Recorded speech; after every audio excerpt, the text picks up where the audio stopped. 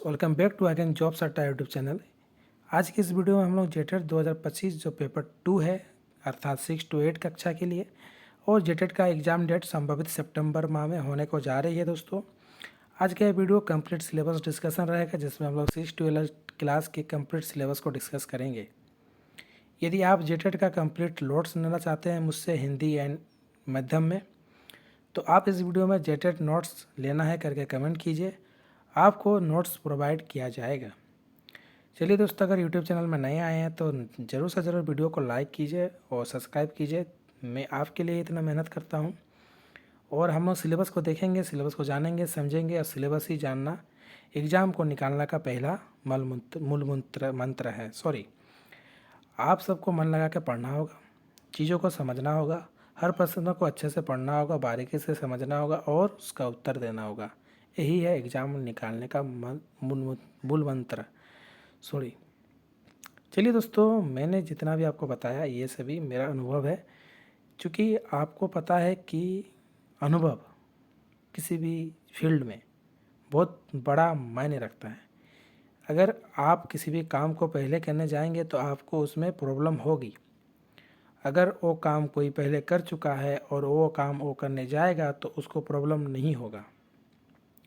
आप इस वीडियो में मेरा बात जो मैं बोल रहा हूँ उसको ज़रूर से ज़रूर समझ रहे होंगे।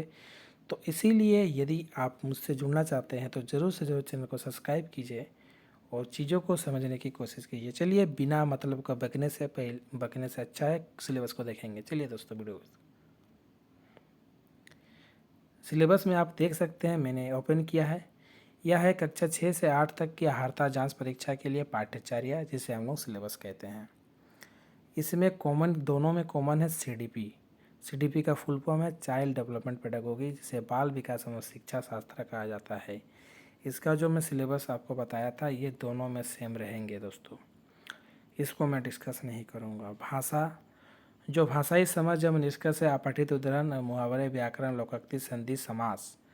पेपर 1 में क्या था दोस्तों, आप सभी को संधि समास ये सब नहीं पढ़ना था, कारक, तो ये पेपर 2 में आपको पढ़ना होगा, कोई बड़ा बात नहीं है।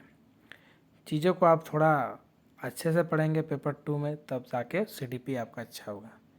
सीडीपी में आपको अच्छे से पढ़ना है, बस इतना समझ लीजिए, इतना सिलेबस को मत देखिए।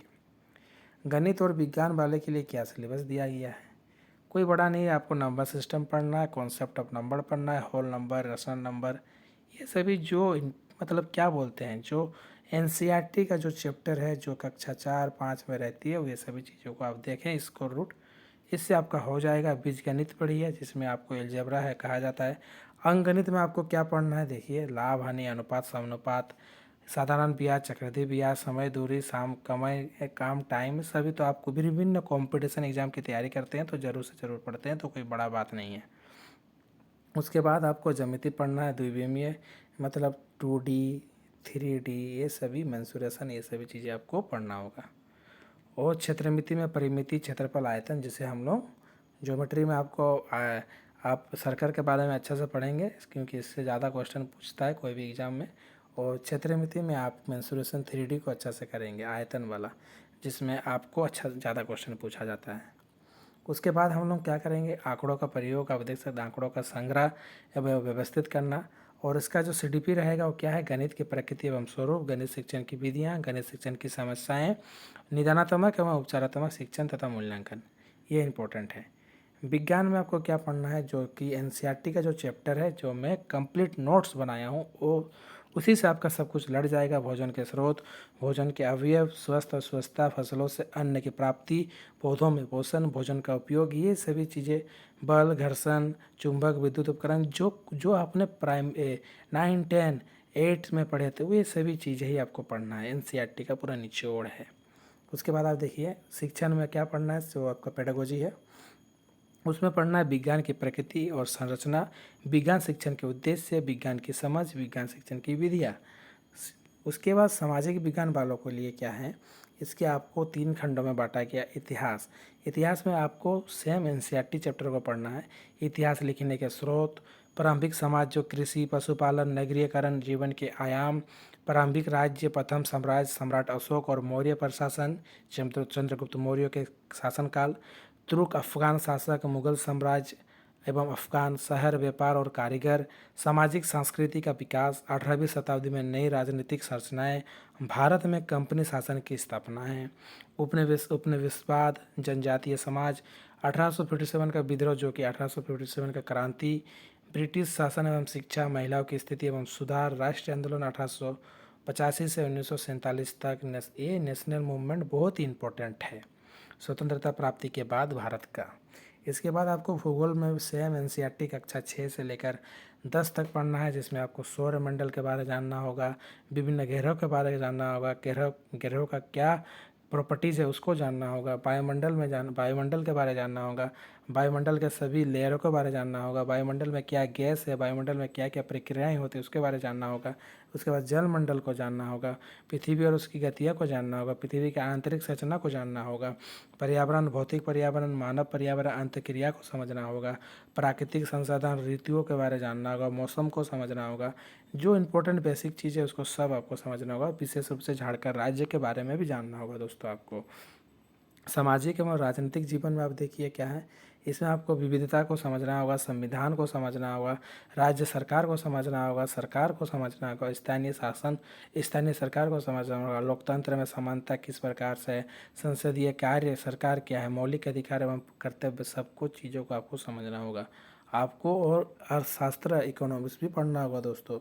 4 चीज़ पढ़ना होगा आपको, जीविका के साधन, व्यावसायिक क्रिया, मुद्रा एवं विनिमय, जनसंख्या वृद्धि, जिसके में क्वेश्चन बहुत पूछा जा सकता है, झारखंड के संदर्भ में रहेगा दोस्तों। सार्वजनिक वितरण प्रणाली, खाद्यान्न एवं व्यावसायिक फसलें, सहकारिता, बाजार, आर्थिक एवं सामाजिक मूल्य।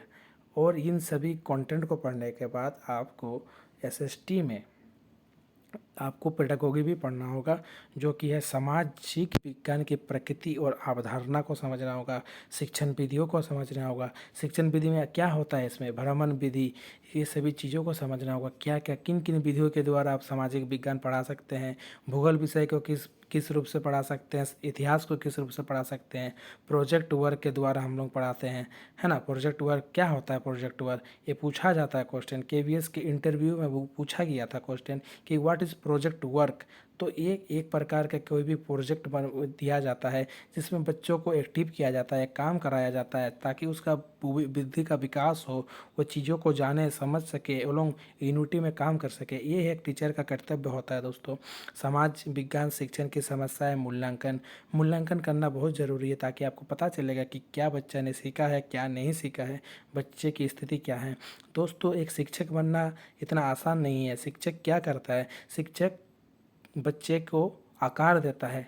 जब कोई कुम्हार गीला मिट्टी से नए आकार स्वरूप देकर नए नए बर्तनों का, विभिन्न प्रकार की आकृति के बर्तनों का निर्माण करता है, तो वो निर्माण स्वयं नहीं होता है। वो निर्माण कब होता है, जब वो कुम्हार उसको आकार देता है।